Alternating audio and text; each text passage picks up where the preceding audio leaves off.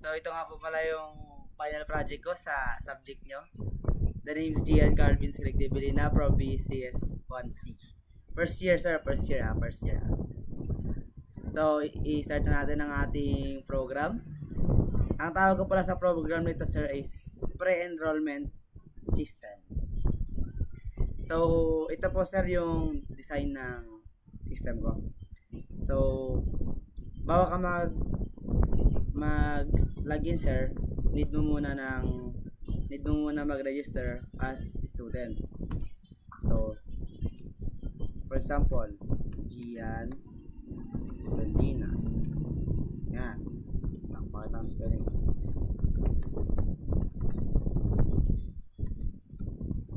And ang username ko is Tevelina 123. Password natin is 12345. So, kung for example sir, hindi ka sure sa nilagay mong password, pwede mo pong makita yan by just checking this square button. So, after mo ma-make sure sir kung ano yung pinaglalagay mo, i-check mo na kung anong role mo. Siyempre, student ka lang. Student lang nalagay natin. So, yan sir, nasa wall na natin. Ito tayo ngayon, isi-save na natin yan. Then, maglalagay na tayo.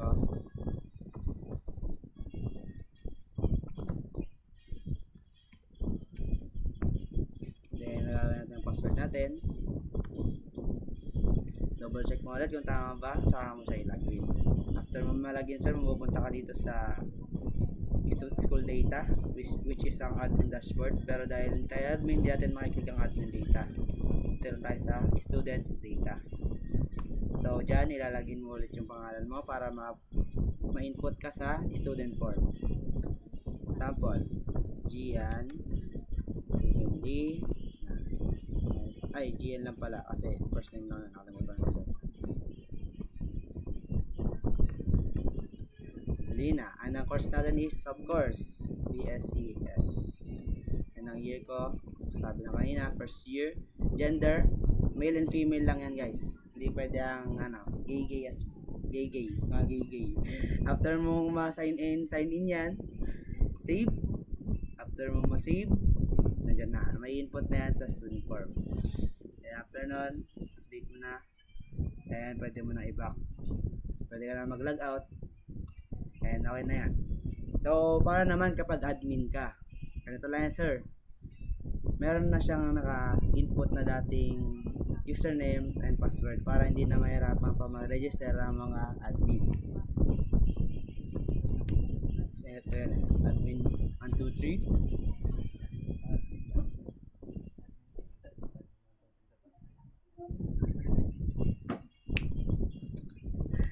So, ang username ulit ako, tantado ka kasi.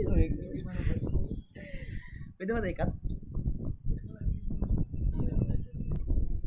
So, sorry sir, na-post ko, medyo natawa kasi ako sa pinagagawa ko sa buhay ko. So, ang username is admin and ang password ng admin is So, yan, nagkamali ako sir, pwede mo i-check ulit yan Admin 123. Ito sir, universal to sa lahat ng admin, sila lang ang pwedeng ma-access dito, kaya hindi mo na kailangan pa mag-register. So, after mong ma-double check, pwede ka nang mag-login. So, ayan, na-login ka na. Ikaw, may access ka na sa admin data. Dito, ma-check mo kung sino yung mga student na nandun na nag-sign in sa student form. And may access ka din para i-delete sila kung sakaling nag-drop out or nagkamali sila sa buhay nila. Yun lang, sir. Goodbye. I love you.